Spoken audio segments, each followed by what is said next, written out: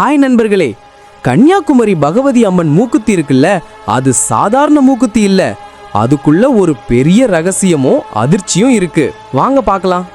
அந்த காலத்துல திருவிதாங்கூர்ல ஒரு பனையேறும் தொழிலாளிக்கு 3 பெண் குழந்தைகள் பிறந்துச்சு.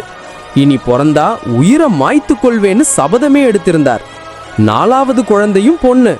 மனம் உடைந்த அவர் ஒரு பாம்பு புற்றுல கத்தி வைக்க போனப்போ அந்த புற்றுல இருந்து அவருக்கு ஒரு நாகரத்தினக்கல் கிடைச்சது. அந்த நாகரத்தினக்கல்ல அவர் மனிதர்கள் கிட்ட கொண்டு போய் அம்மனுக்கு மூக்குத்தி செய்ய சொன்னார். அவருக்கு வேண்டியதை மன்னன் கொடுத்து அந்த மூக்குத்திய அம்மனுக்கு அணிவிக்க சொன்னார்.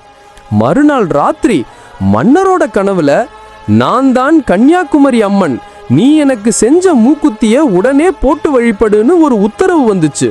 மன்னர் உடனே அனுப்பி வைத்தார்.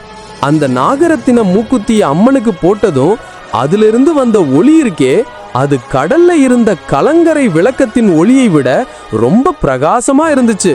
அந்த ஒளிய வெளிச்சமா நிலைச்சு கடல்ல வந்த படகுகள் திசை மாறி போய் விபத்து ஏற்பட்டது. அதனால ஆலயம் கட்டப்பட்ட புதுசுலயே அதோட கிழக்கு வாசலை நிரந்தரமா அடைச்சிட்டாங்க.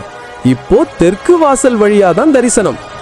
இன்னொரு ரகசியம், பகவதி அம்மன் சிவபெருமான திருமணம் செஞ்சுக்க தான் கன்னியாகுமரியில தவம் இருந்தார்.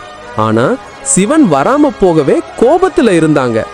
அந்த நேரத்துல அம்மனை திருமணம் செய்ய வந்த அசுரனான பானாசுரனை அம்மன் கோபத்துல வதம் செஞ்சு அழிச்சாங்க. பாத்தீங்களா, ஒரு மூக்குத்திக்கு பின்னாடி எவ்வளவு பெரிய சக்தியும் கதையும் இருக்கு. உங்களுக்கும் அம்மனோட அருள் கிடைக்கணும்னா மறக்காம சப்ஸ்கிரைப் பண்ணுங்க.